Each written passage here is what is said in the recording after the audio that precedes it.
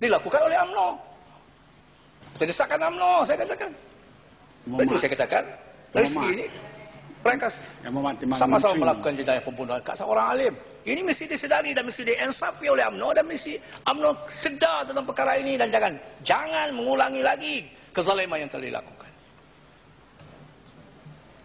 Terima kasih Yang Betua dan Muhammad Datuk Ketua Pembangkang.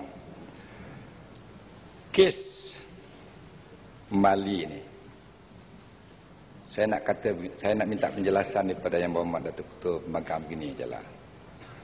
Sekarang Yang Berhormat sendiri kata tadi, ya, mengapa kes ini berlaku? Satu, kerana polis dapat maklumat ada kononnya kubu dibuat di situ. Ada senjata-senjata bahaya. Saya tak nak persoal sama ada Ibrahim Libiani alim tak alim tu, saya tak persoal. Kalau dia alim lah, tak alim lah. Tapi yang saya nak kata ni, bila Yang Berhormat Datuk Ketua Pembangkang kata Ibrahim Libiani dibunuh oleh desakan UMNO, ini saya kira tak betul. Satu. Pasal cuba Yang Berhormat fikir, ya. Kalau Yang Berhormat sendiri tahu di satu tempat tu ada keadaan macam tu tadi, dan polis pergi ke situ, tujuan dia semata-mata nak ambil Ibrahim dia. Tapi pasal apa? Dia pasukan keselamatan polis dihalang dan akhirnya berlaku kejadian tu. Itu saya tanya tadi, siapa yang mula tembak? Siapa yang mula tembak? Ya. Dan jangan lupa, dalam 18 orang yang mati itu, yang gebah sama ialah 4 orang polis yang menjalankan tanggungjawab dia untuk jaga keselamatan kita, rakyat kita. Dan macam mana pula kedudukan polis ni yang mati ni? Dia pun ada anak isteri, ada saudara mara, ya. Dan adakah mereka ni juga mati syahid ataupun tidak? Tinggal lagi Yang Berhormat nak pertahankan hujah dia tetap mati syahid, nak hormat tak hormat keputusan Majlis Fatwa Kebangsaan, itu hak Yang Berhormat.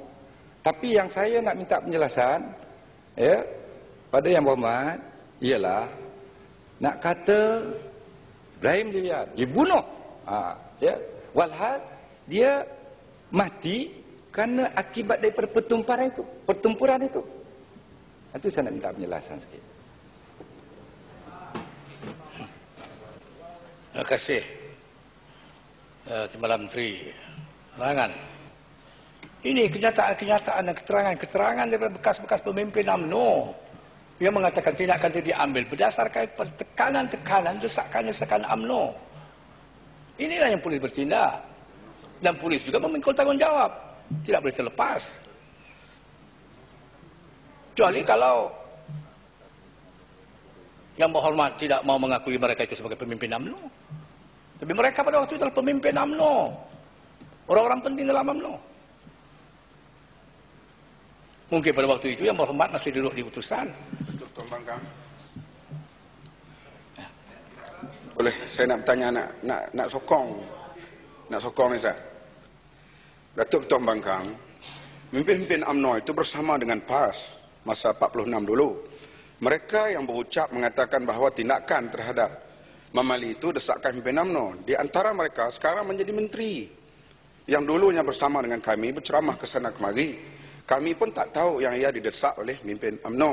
Tetapi mereka menceritakan dalam ceramah-ceramah bersama dengan kami dulu. Bagaimana pemimpin itu nak tarik balik kenyataan mereka sekarang? Itu soalan pertama. Kedua, tunggu sekejap lagi. Ya, terima kasih kepada Yang Berhormat Kepala Kedah yang baru saja pulang daripada melawat mangsa-mangsa kezaliman Amerika di Afghanistan. Dan terima kasihlah untuk menambahkan maklumat itu. Mudah-mudahan Timbalan Menteri Penerangan faham dan tidak bersubahat dengan bosnya dalam menyiarkan video fitnah tadi.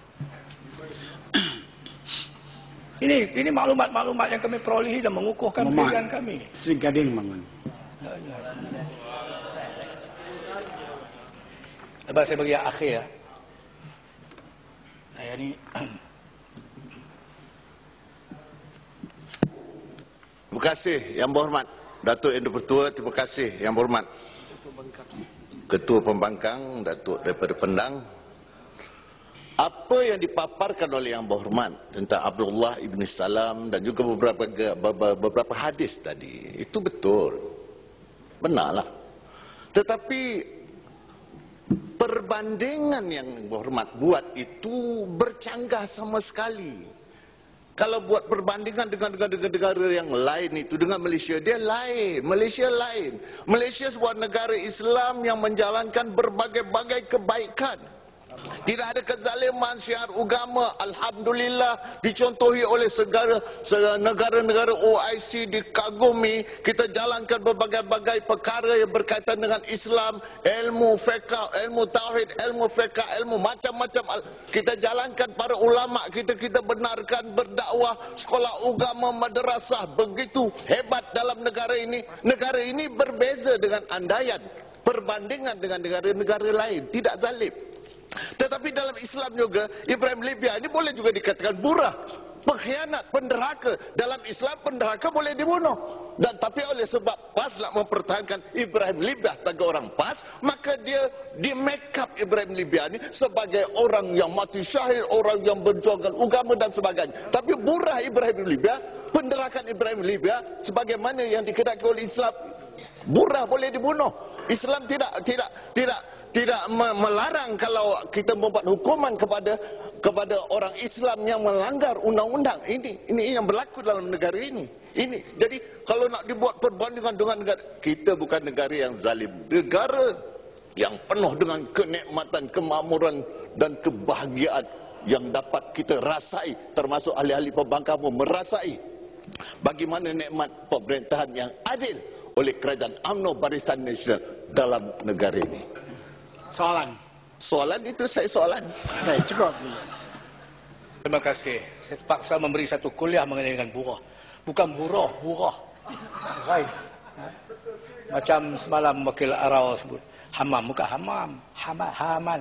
Hamam itu bawah merpati.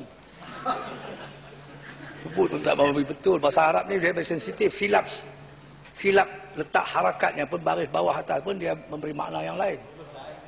Ini bukan burah. Burah. Dia ada dalam kitab fiqh, itu yang berzuah. Bukanlah mana-mana kitab Syafi'i ke Hanafi ke mana-mana kitab fiqh. Ada undang-undang yang khas, peraturan hukum-hukum yang tertentu bagi burah.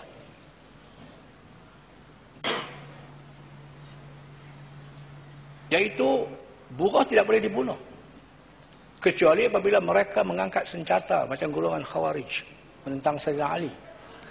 Itu pun sebelum itu mesti dihantar orang yang dihormati untuk mendapat penjelasan kumpulan itu. Sebagaimana Sayyidina Ali menghantar Ibnu Abbas untuk berhujjah dengan kumpulan Khawarij. Kenapa kamu menentang Ali? Orang yang dihormati.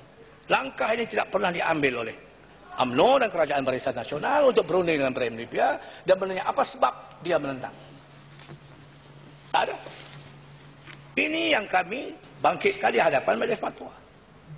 Jangan Majlis Fatwa memberi fatwa, diminta oleh kerajaan memberi fatwa ketika sudah berlaku kejadian. Tapi Majlis Fatwa tidak pernah dirojok oleh kerajaan sebelum tindakan diambil untuk membunuh Ibrahim Libya. Fatwa hanya digunakan untuk mengesahkan tindakan. Nanti saya nak jawab sahabat yang berhormat jugalah, banyak celau. Kemudian jika sekiranya pandangan yang diberikan oleh kumpulan yang dianggap burah ini didengar oleh orang yang terhormati ini, orang itu kalau ada asas dia mesti pulang bertemu dengan kerajaan memberitahu ini perkara-perkara yang ditentang oleh kumpulan yang menentang. Dan kerajaan mesti memperbaiki, membetulkan keadaan yang tidak betul. Kalau itu semua dilakukan dan mereka terus mengangkat senjata, barulah kerajaan boleh bertindak menggunakan kekerasan kepada mereka. Itu pun kalau mereka menentang berdepan. Kalau mereka lari, mereka tidak berdepan dengan kekerasan, mereka tidak boleh dibunuh. Dan mereka tidak dianggap kufur. Mohon Timbalan Menteri.